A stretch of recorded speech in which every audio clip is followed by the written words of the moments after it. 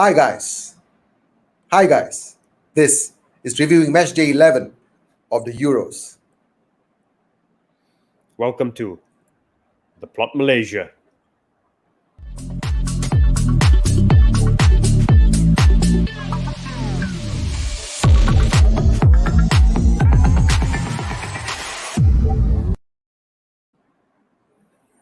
Hello, welcome to the Plot Malaysia. This is our 47th episode.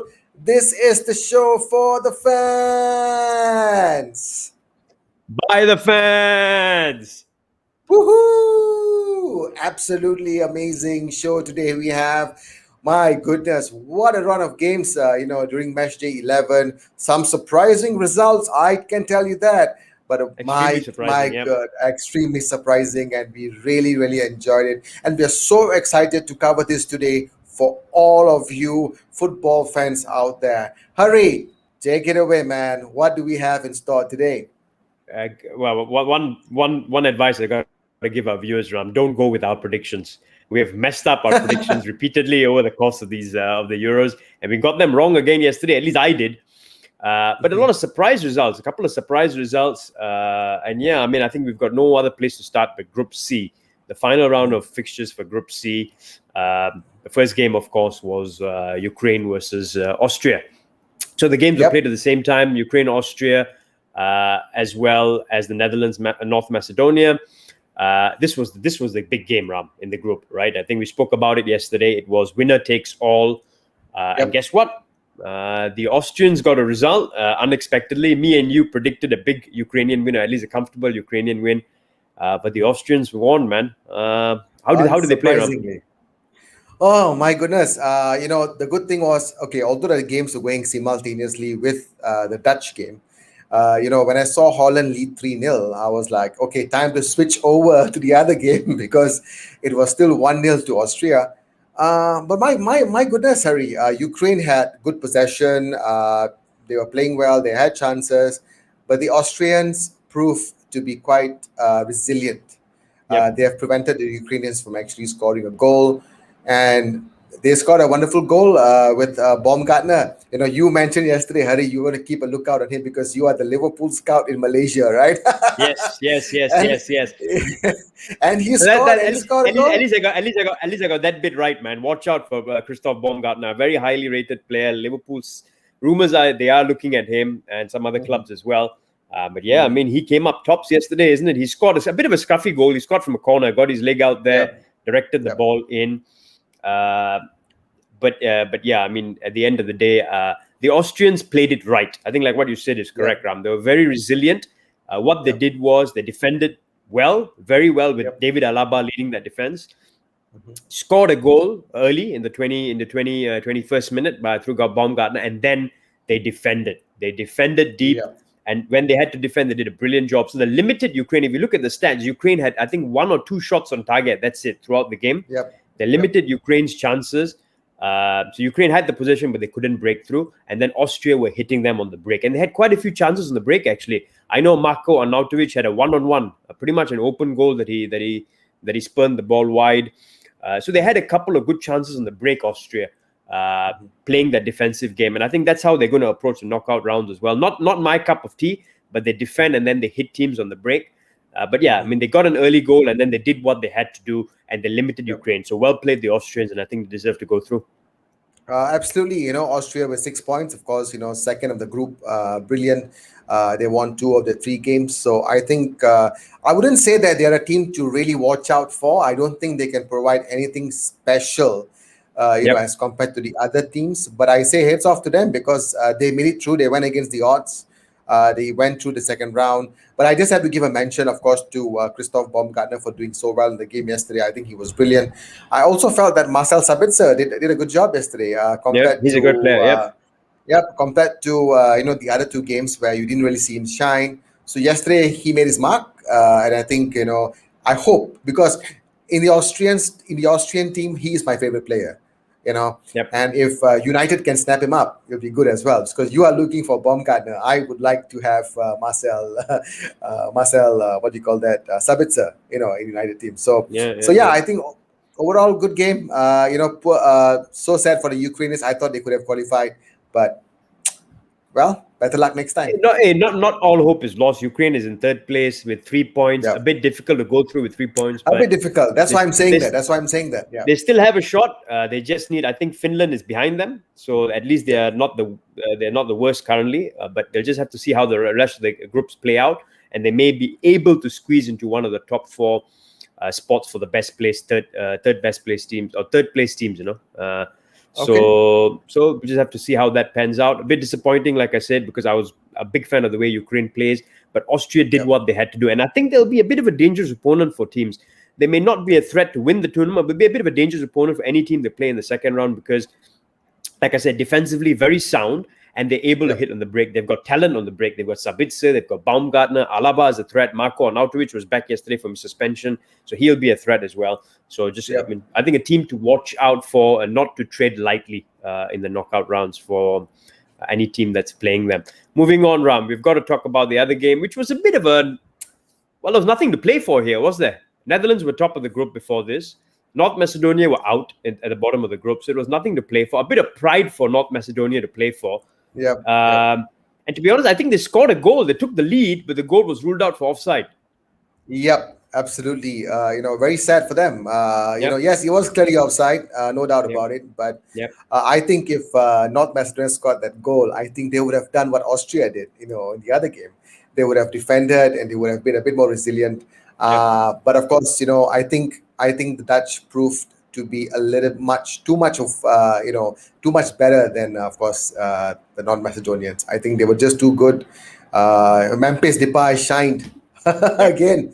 He was involved directly in all 3 goals. And I think Wijnaldum, you must be very happy. Ex-Liverpool man scoring 2 goals in the night. Not very happy because he's left the club now, but yeah. Well, but he played very well. I think he was the man of the match for me. Very close to Depay, but I think Wijnaldum was the man controlling the midfield. So I think good job to him. Good job to the Netherlands. Easy win, and they're through. 100% winning record. The group. Yeah, I mean, one shout for North Macedonia. I mean, it was Goran Pandev's, their captain, their talisman, their experienced player. It was his last game for the national side. He's retiring from national duties. 37, 38-year-old. I mean, he's had a 20-year national career, and he managed to finally, in 20 years, drag them to the first major tournament. So well played to Pandev. Must have been a proud moment for him. He scored a goal in the tournament as well, and it was his. And it was his 122nd appearance for North Macedonia as well. So well played to Goran Pandev, and he's retiring, but at least he got them to a major tournament and he scored a goal in the tournament as well. So that was it for North Macedonia. Netherlands, terrific. I mean, do you think they're contenders, Ram, now? I think they're contenders now. Well, if you look at the Netherlands, you look at teams like Belgium, you look like teams at Italy, for example. All of these 3 teams, they have won all their 3 games. And they are looking very strong. Going into the group stages. But yeah, I think they can be contenders because I like the way Depay, Wijnaldum, I like the way Dumfries, he's contributed to the team. I think they have a good pack, of players that can possibly take on these big sides. And I think they can be a threat. But I don't think that I'm certainly sure they could win the competition. But I think they go far, maybe semi-finals at the most. What do you think? I agree, man. I think now. I mean, I started off in the tournament saying Netherlands had no chance. I was not a big fan of Frank de Boer as the manager, but my word, he's turned it around. They're playing beautiful, attractive football, scoring lots of goals. First game, 3 goals. Second game, 2 goals. Third game, 3 goals. They've got about 8 goals in the tournament so far. So scoring goals for fun. The formation seems to work with the 2 wing backs. Dumfries is brilliant. Yesterday, he brought in Daniel Malen, who's a really good player. He was good. Liverpool are looking at him as well. There's rumors of Liverpool looking at that PSV striker as well. He's got about 20 plus goals in the Eredivisie in Holland, and he was brilliant yesterday, Donald Malen. So watch out for him, guys. He had a really good game. Memphis Depay is a good game, but Gini Wijnaldum, he turns it on for Holland. He plays a more advanced midfield role for Holland, and he's scoring goals for fun. He scores goals for fun for them. I think he's overtaken Marco van Basten's goal record for Holland, which is brilliant Oh, wow. yesterday. Yep. Gini Wijnaldum, as a midfielder, attacking midfielder, outstanding. He's captain of the side. Scored 2 goals yesterday, total of 3 goals now. He's top scorer in the tournament, and he's not even a striker. So the role works. That Frank de Boer sets them up well. He plays Wijnaldum in the right position where he can contribute goals. Memphis Depay does a good job. The wing backs do well. So, I mean, fair play to Frank de Boer. I take my words back. He's doing a good job, I think. And I think they're contenders now. A bit of dark horses, because I think they'll make them the semi-finals at least. But you never know. If they keep playing the way they are my strong dark horses in the tournament now, the Dutch. Yeah, they're smart play. I like the way they play football. They're smart. Not just about, running here, running there. They're smart. They know exactly when to pounce. They know exactly when to defend. And I think, the midfield is very well in control. Not as good as the Italians or the Belgians, I have to say that. But I think, good enough. I think they can go far. But I think they're also this. Yeah. At least in my opinion, they so far from what I've seen, they're better than the English. I think they're better. I think they're way better than the English. For example, the much hyped favorites, England. I think they're better than the Portuguese as well, because they play a very good attacking brand of football. They score a lot of goals. They've got goal scorers all over the team. So I fancy the Dutch to be dark horses in the tournament now. Interestingly enough, I think this is their primary. This is their golden age as well. I think same as the Belgians. I think it would be exciting to see Belgium and Holland in the final. But they're rivals as well. They're big rivals as well. Just across the border, rivals as well. So I think, so like what you say, Hari, I think Frank de Boer has done a good job. So let's hope he continues to show, what can be done. Good to see him bringing on some changes, a lot of changes for the match yesterday, and they have proven to be very, very strong. So yeah, that's it for me on the Netherlands game. Yeah. Right, guys. So that was the Group C results. Moving on to Group B now, and I mean, we've got to start with the 2 games played at the same time. This was a firecracker matchup yesterday. These 2 matches, because it was such a tight group and it was moving from end to end. The positions were changing regularly. So we've got to start with Finland and Belgium. I mean, what have you got to say? Belgium just keep going on and on. They changed quite a lot of positions yesterday. Lukaku played, Kevin De Bruyne played, but he brought in Eden Hazard. They got so much quality off the bench. I think he changed like 2 or 3 defenders as well in the centre-back area. And guess what?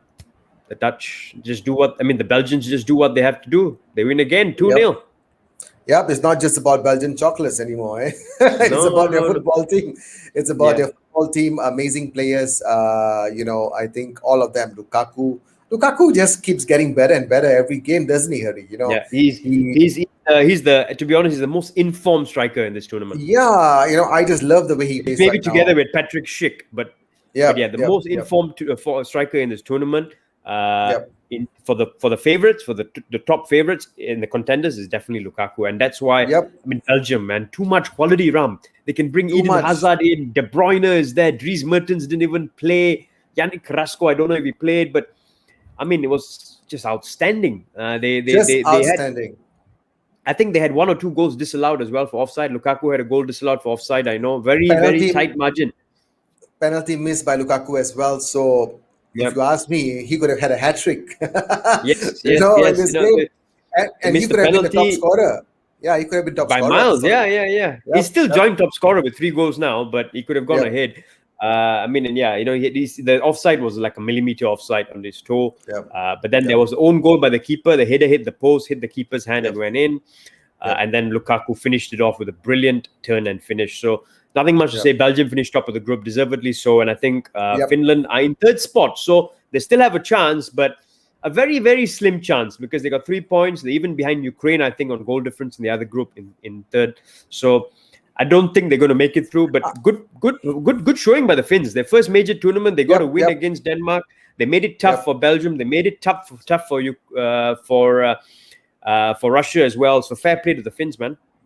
Yeah, I agree. I hope they go through though. But I know one thing's for sure: if you have 3 points, the chances are very slim in that place, because there's going to be other groups that possibly would finish up in 4 or 5 points that could possibly take up those spots. So, all hope is still not lost. Let's hope that something good happens for the Finns. I would rather the Finns go through. Yeah, I know. I mean, by my opinion, they're out. So I mean, bye-bye, Timo Pukki.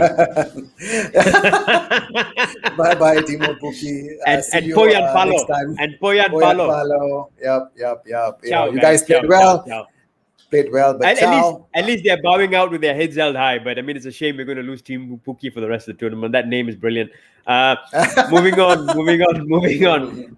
guys. This was the game of the day, in my opinion. Yeah, this was the game match of the day. Thoroughly enjoyed watching this game. Both sides had a chance to progress. If Russia won, they were through. If they drew, they were pretty much through as well in second spot. But guess what? They got absolutely hammered by the hosts playing in Copenhagen, Denmark. The Danes absolutely hammered them. What have you got to say about this game, Ram? From the get-go, early yesterday, we were talking about the Danes. I predicted them to win 2-0, remember? I said 2-0 to the Danes. I thought it would be a draw, but yeah, the Danes were just too good, man. Yeah, you know, you cannot listen to Hari's prediction, but you can listen to mine to some extent. Just telling you guys, okay? So I think the Danes did a really good job because they came out like as if they just wanted to kill Russia, just like how they did against Belgium. This time they did not make the same mistake of having low energy in the second half. They showed good composure. They had some beautiful. In fact, all 4 goals were amazing by Denmark. You know, Damsgaard, of course, he's a player to watch. He's a top player to watch, by the way. 20-year-old, plays in Sampdoria now in Serie A. 20 years old. He was outstanding. He was like a new Christian Eriksen. He was like the new Christian Eriksen. Very skillful, gets past people, gets balls into the box. What a goal by him as well. What a goal. And you know, he has his babyface assassin kind of look, you know. He's so cool, he's so calm, he's so composed for that age. Brilliant. Watch out for him. Of course, you know, Yusuf Poulsen was gifted the second goal by a mistake, by the Russians. That was stupidity. You know, I have to say this out loud. That was just plain stupidity. How could an experienced defender? The Russians did that in the first game against Belgium as well. So I think they're just prone to brain farts in defense. And it was just a gift. He put it on a plate for Yusuf Poulsen because it was very finely balanced at that time. 1-0 to Denmark. Russia were getting into the game a little bit, and then they gave a stupid goal away. But then, Russia did get a goal. They got a penalty. Zuba, your man, finally scored. I told you he's going to score. You said he scored from a penalty spot. And then, suddenly Russia were getting into the game. They had a chance again, but then the Danes just took control and just blew them away. The Russian keeper made so many top saves, but he still couldn't stop Christensen's thunderbolt. The defender, what a strike by him! Another contender for goal of the tournament. Yeah. I think this one could possibly be one of those top goal of the tournaments because of the way it went into the net. It rattled the net. The execution of that goal was out of this world. And the fact that it was a centre back hitting that as well.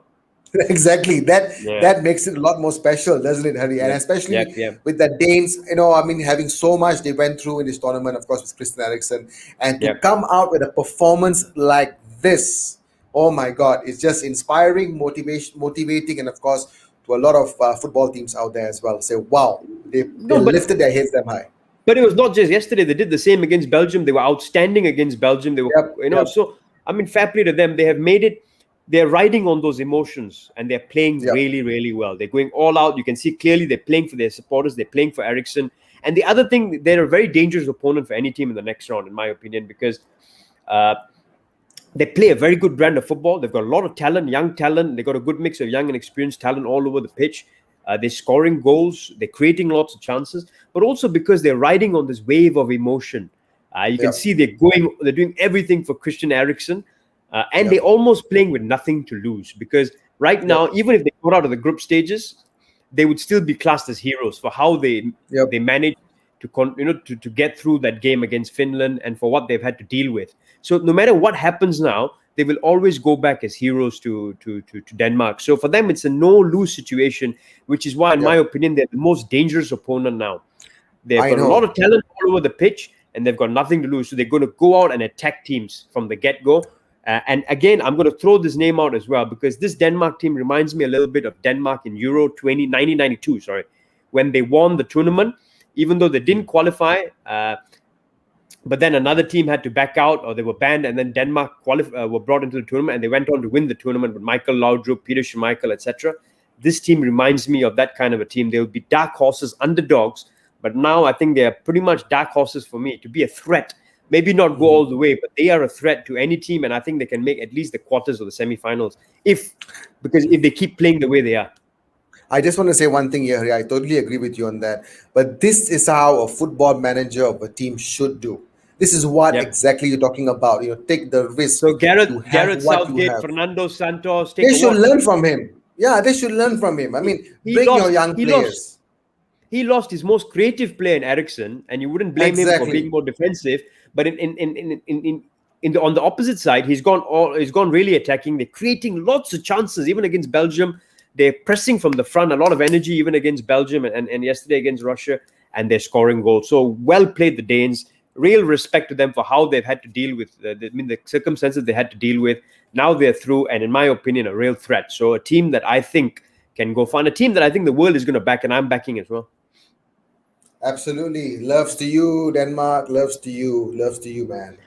Russia are out. Very, very poor. Disappointing to me again. Deserved to go out. Badly beaten. Could have lost by even more, and they're bottom of the group. So nothing much to say. I think they've got to make a lot of changes to that team.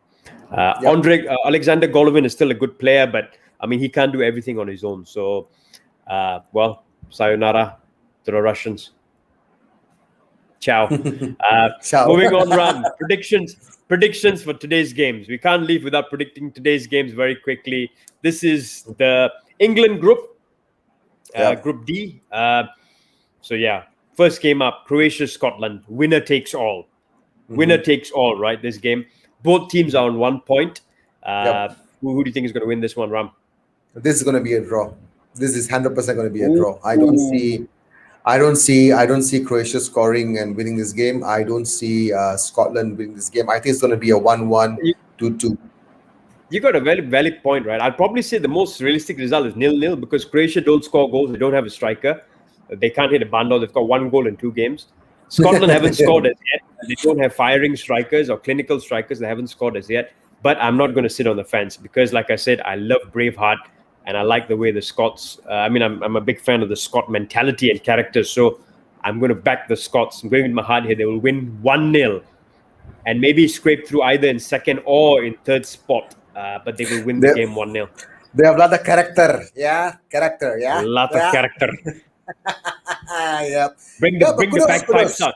Bring the bagpipes out. Yeah, bring the bagpipes up. I just want to say kudos. If Scotland can come up with a win, well done. They deserve it. They played so well against England. Even though they lost against the opening game against Czech Republic, they still played well.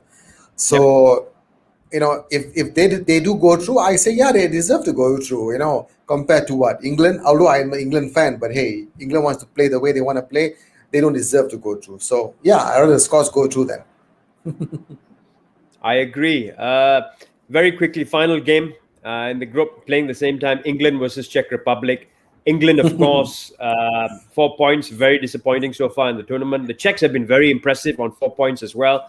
England expected to make changes. I believe Mason Mount is out because he's quarantining himself because he had some contact with Billy Gilmour. Actually, that's a big miss for Scotland. Billy Gilmour is not going to be able to play. He's got COVID, so that's a big miss for Scotland in that game against Croatia. But so Mason Mount, I think he's going to be out. There's huge outpour for England to start with Jadon Sancho in this game. Please do, please, Gareth, please. Yes, I beg you, please. With Mason Mount out, in my opinion, this is how he should start from midfield to attack. In my opinion, you got Declan Rice, Jordan Henderson instead of Calvin Phillips. I think Henderson should get a nod here. And then the 3 behind the striker should be Grealish, Phil Foden, Jadon Sancho, and Harry Kane. And I think that team would wipe the floor against Czech Republic because that's an outstanding attacking unit. The 3 of them behind Harry Kane. So that's my pick. In Harry Kane's last shot as well. Maybe some people are saying drop Harry Kane for this one. But I don't know. I think they should try to get him into form. I say drop him. Put on Calvert-Lewin or put Rashford. Rashford. Take out Raheem Sterling. Put Rashford on the left. Bring in Calvert-Lewin. Let him have some game time. I'm going for Jack Grealish instead of Rashford on the left. But maybe Rashford can play as a striker instead of Kane. But so that's a decision that Gareth has to make. But I think he should go a lot more adventurous. And the man that has to start is Jadon Sancho. Yeah. Okay. So Gareth, come on. Okay, if you're watching this, hey, we want England to win. Or I want England to win at least. Come on, be a bit creative, be a bit more daring. Don't stick with your same players and expect them to do something different. Kane is not even fast. He's not even speedy. So come on, wake up, Gareth, wake Wake up. up! All right, quick prediction, Ram. I think I'm going to go with a slim 1-0 win for England. Just a 1-0 win for England. Right, I'm going to go for 1-1. I think they'll disappoint again because it's Gareth Southgate, and everyone knows I'm not a big fan of him at all. And my prediction is the Patrick Schick will get another goal for the Czechs. From the halfway line Schick, again. God knows, but he will score again, Patrick Schick, and he'll keep his scoring form running because the Czechs have been very impressive so far. So I think there'll be a bit of a threat to the English, and I'm predicting a 1-1 draw here. Anyway, guys, that's the wrap up of results from yesterday and predictions for today. Anything to end with, Ram? Yeah, I just want to give a special shout out to one of our very good friends, Samson Prakash Pur. I want to give you a shout out, a special shout out, because you have been instrumental in helping us, of course, getting people like Shebi Singh, and Roshan Narayan on the show. So I want to say thank you very much, Samson, and thank you for being such a good friend. And of course, continue supporting us, as much as possible, guys. All of you out there watching this, keep those likes coming in, keep those subscribes coming in. Hit the bell notification so you can be notified of our new episodes. And guys, do tell us, how do you like our new look? Hey, look at that, our new look. Let us know what you think. Anything you want to add, Harry? Yeah, no, that's about it, man. Guys, hit the like button, subscribe to the channel, and continue to support the channel as we strive to grow and bring you the most relevant and the most unique content in the footballing world. So, sign off, Ram. All right, guys. So signing off from the Float Malaysia. This is the show for the fans. By the fans. Euro. Cheers, Ram. Cheers, Harry. Cheers.